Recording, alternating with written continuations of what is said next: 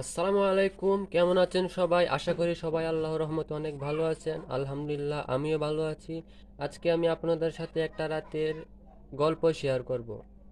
গল্প বলতে, একদিন রাতে আমরা সবাই কিছু খাওয়ার চিন্তা করতেছিলাম। আপনারা দেখে সবাই বুঝতে পারছেন। আসলে সেদিন রাতে আমার বাড়িতে আমাদের মামাতো ভাই এসেছিল। এই পরিকল্পনাটা মূলত তারই ছিল। আমাদের সাথে ছিল আমার চাচাতো ভাই, আমি, আমার বড় ভাই ওয়াদি ও তার বড় ভাই আদন ভাই। বড় ভাই বড় ভাই বলল যে সে অনেক রেসিপি পারে। সে বলল যে আমাদেরকে বার্গার বানিয়ে খাওয়াবে। আমরা সবাই এটাতে রাজি হলাম। এরপরের দিন আমরা সবাই টাকা উঠে বাজার থেকে সবকিছু কিনে আনলাম। এই দিন রাতে আমরা আয়োজনটা করেছিলাম কারণ সেটা আপনারা বুঝতেই পারছেন। একটা কথা বলে নেই যে আমরা সবাই আয়োজনটা করেছিলাম আমার জ্যাঠার গ্যারেজে আমার জ্যাঠার গ্যারেজে তাই আমরা বাড়ি থেকে সবকিছুই নিয়ে একেবারে গ্যারেজে চলে আসি। যার যার ঘর থেকে যে যেটাই পারে সেটাই এনেছি। তারপর আমরা বাহিরে আগুন ধরিয়ে রান্না শুরু করে দিই। আমরা প্রায় সাড়ে আমরা প্রায় রাত 8টা 9টার দিকে রান্না শুরু করি এবং রান্না শেষ হয়ে গিয়ে রাত 1টায়। আপনারা জানেন, এই যে রান্না করতে অনেক সময় লাগে, বাট খেতে বেশি সময় লাগে না। বড় ভাই বলেছিল যে রান্নার পর তারা বক্স বাজাবে। আমি সেটাতে না করি, কারণ রাতে অনেক মানুষের ঘুমে ডিস্টার্ব হবে। সে এটা শুনলো না। না শুনে তারা বক্স বাজিয়েছে, কিন্তু একেবারে অল্প সাউন্ড দিয়ে। তখন আমি শুয়ে পড়ি।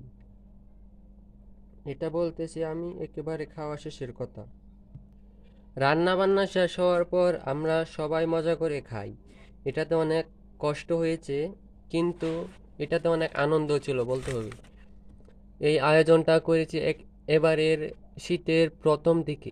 বড় ভাই বলল যে কয়েকদিন পরে আরেকটা রেসিপি আমাদের সাথে শেয়ার করবে, বাট সেটা জানি না আমি তাদের সাথে শেয়ার করতে পারবো কিনা।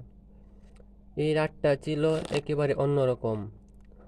আরেকটা কথা বলা হয় না যে আপনাদেরকে, আমাদের খাওয়ার সাথে ছিল অনেক হাসি ঠাট্টা, আনন্দ।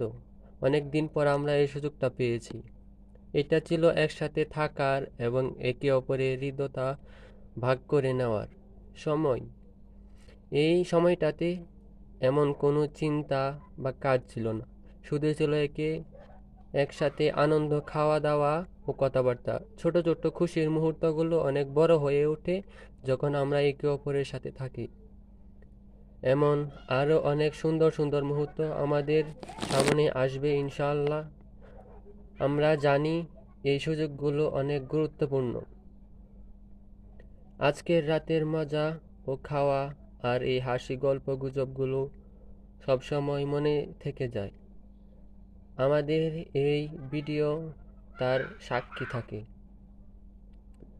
যাতে প্রতিটি মুহূর্ত ধারণ করা হয়েছে।